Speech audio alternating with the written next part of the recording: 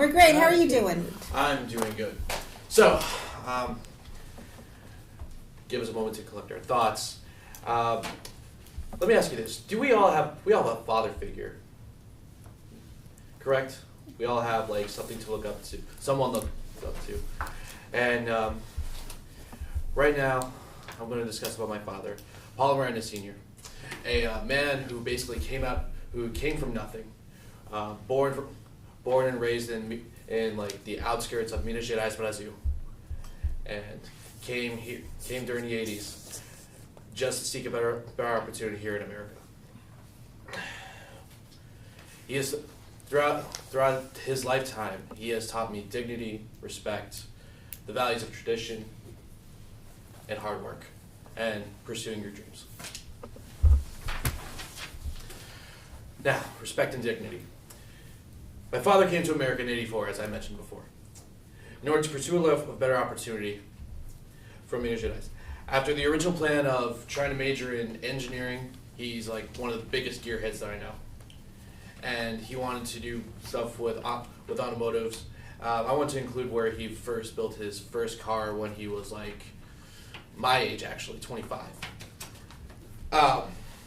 But in all honesty, that plan didn't go through. So he had to hit the reset button, book the next flight up to America with his friends, and wound up just starting a job first, making his way up to as a pizza boy, Domino's Pizza, but then landed an opportunity as a chauffeur driver, which didn't sound much at first, but it was still something to get him going. By this time, he already met my mother. It was like Christmas of 1991. After a couple really bad dates, even the way that he approached my mom, he was like, "Hey, do you want me to fix your car for you?" I was like, "Oh yeah, sure." And then as soon as they were in the front seat, he was like, "I didn't actually come to see your car. I actually came to see you." And so my mom's like trying to get her emotions pressed, like, "Get the hell out of my car." But going back to the limo company, he was well respected around his peers and coworkers, and along with my family as well. So as he was like getting to know everybody better with being genuine, treating everybody with dignity and respect, that taught me how to treat others with respect, which led him into, even after the limo company shutting down, remodeling into a cab company almost, and then later becoming the owner of that cab company. And he's still like best friends with the former owner. Now, to talk about tradition.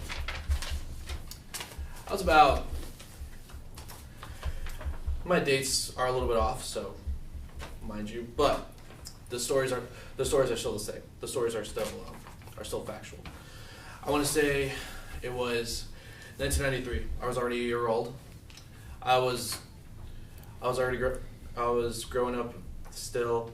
On the inside, I was just, goo goo gaga, what the hell's going on in the world, crapping my pants. But in the vision of my father, all you see is Junior just seeing his dad just like flustered, or mom and dad fighting all the time, and that is when he finally told, and that is when like recently he told me that my mom had an affair with with one of the neighbors. Now, obviously he wasn't too happy about that. Nobody is. Nobody likes their significant other cheating on them, and it's a bad feeling. So he wanted to move. He was ready to take me, go back home, but then he was stopped by my grandma, his mom, and he was like, he was gonna take care of the kid. He was gonna take some stranger holding her, or holding him in his arm, or in her arms. Excuse me. Some stranger taking him to dance class. Some stranger taking him to karate or jiu-jitsu. No. Stay with her, at least until you can figure something out. And that was the value or tradition where I was taught that. Now the perception of reality. So over time, my parents didn't have the best relationship. Even though they were living under the same roof, they still didn't have a very stable relationship to begin with. And it turns out my mother was actually far from stable to begin with, which actually caused me to start problems at school, getting into fights, or just being that class clown that tried to be funny, but at the same time was kind of booed off the stage. I would come home. I would get the usual name callings. Before I move on, is there I can use some. It's not complete profanity, but it's usually it's middle school insults. If that's okay. Is that all right? Now's not the time to ask me, but go ahead. I came home to like name callings like faggot, retard, crazy, mainly those, jackass. Okay, that's not really middle school. That's kind of like a mom thing, but. Or if I was caught suspended, then I would either get the belt, or since being Hispanic, I would get the flip flop. And then she'd always say that no one will ever love a kid like me. And I thought to myself, wow, I must be really that horrible of a degenerate person.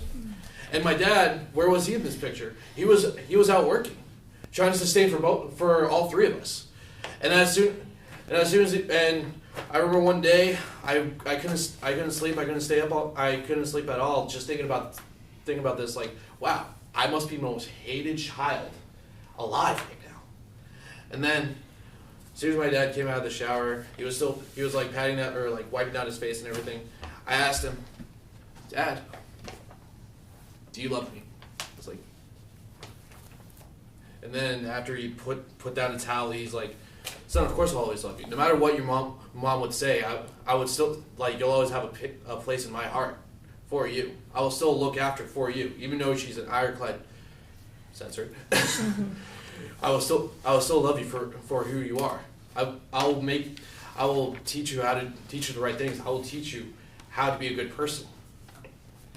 And that was my perception of reality. It's like the world isn't as cold as perceived, but it's just it's just that the people are cold, not the world. Now, to pursuing. So here I am, back at school, trying to finish the last bit of school that I have left. I have at least a couple semesters left. And basically being one of the first kids to actually finish college, or being the first generation of my family to actually finish college and get a degree.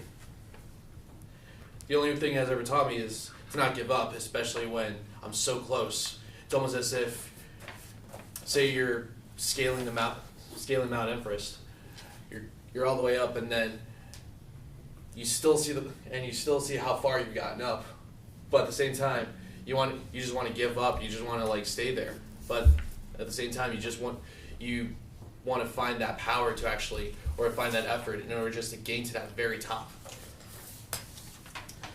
So, wrapping this up, my father was a parental figure that I look up to in many ways, more than just a parent, but somebody that actually taught me more than basic values.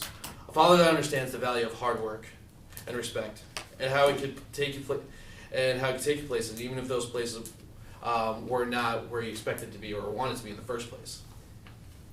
Furthermore, another way to view the world of reality and how it's not really a cold and dark place. Thank you for listening.